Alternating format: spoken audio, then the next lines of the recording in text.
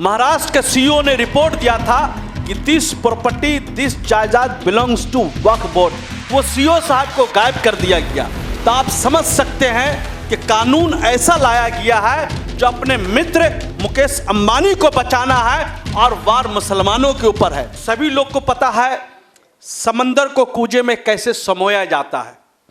माहिर फन है, समंदर की सलाहियत रखते हैं कूजे में समाने की।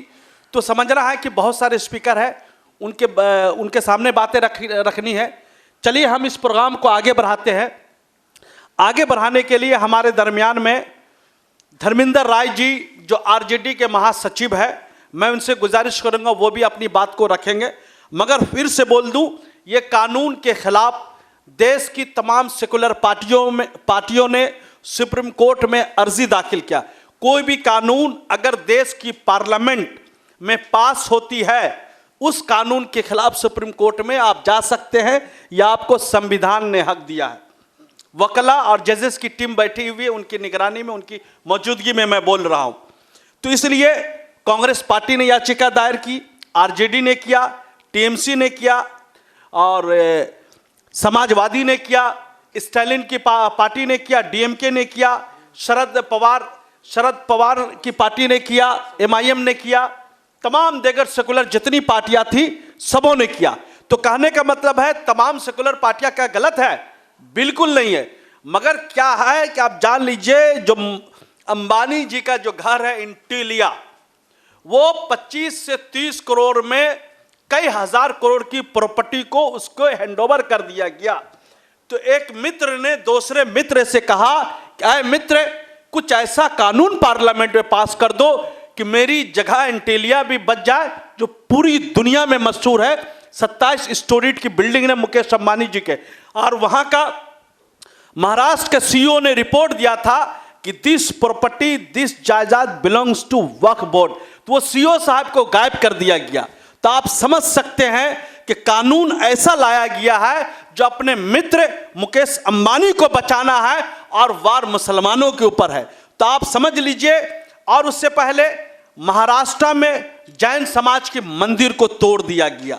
तो ये लोग जो अपने आप को धार्मिक लोग बोल रहे, मजहब के नाम पे बोल रहे, तो मैं मजहब का थोड़ा सा डिफाइन करना चाहता हूं। ये लोग बोलते मैं सनातन के लोग हूं, धर्मेंद्र राय जी बोलेंगे, इसलिए मैं ये सारी चीजें बता रहा हूं। ये सनातनी लोग बिल्कुल नहीं है, ये लोग धार्मिक लोग भी नहीं, अधार्मिक लोग हैं।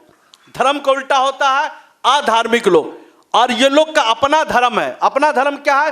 पूरे देश में हिंदुत्व फैलाना चाहते हैं। हिंदुत्व वो है जहां पर इनकी अपनी आइडियोलॉजी चलेगी, जहां पर समानता नहीं होगी, जहां दलितों की कोई इज्जत नहीं होगी, क्या दूसरे समाज को पनपने नहीं दिया जाएगा। यहां पर सारी अपनी मनमानी करेंगे। यहां के हिंदुस्तान के जो अंग्रेजों के मुखालिफ संगठन था जिसका नाम है आरएसएस, वो हिंदुस्तान का पावर ब्रोकर संगठन है। वो पावर को, देश की पावर को कंट्रोल करना चाहती है और पावर टैंक बनना चाहती है। तो वो चाहती है कि जो लोग भी देश के हमारे खिलाफ जाएगा हम उसको खत्म कर देंगे। तो मेरे कहने मतलब है सब चीज समझा दिया। लालू प्रसाद जो सारी जिंदगी मंडल के लिए, कमंडल के लिए, दलित के लिए, पिछड़ों के लिए, अति पिछड़ों के लिए सारी जिंदगी अपने वक्फ कर दिया था।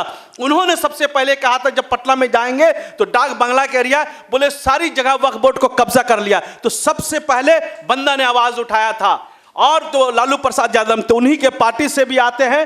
धर्मेंद्र राय जी, हम चाहते हैं कि अपनी बात आराम के साथ रखें। इस कानून में कितनी खराबियां है, कितनी खामियां है, सबको उजागर करें। Welcome to K-Mall, a premium project by Kaleen Group. K-Mall is in the heart of Kolkata's electronic, garment and lifestyle hub, Khidirpur.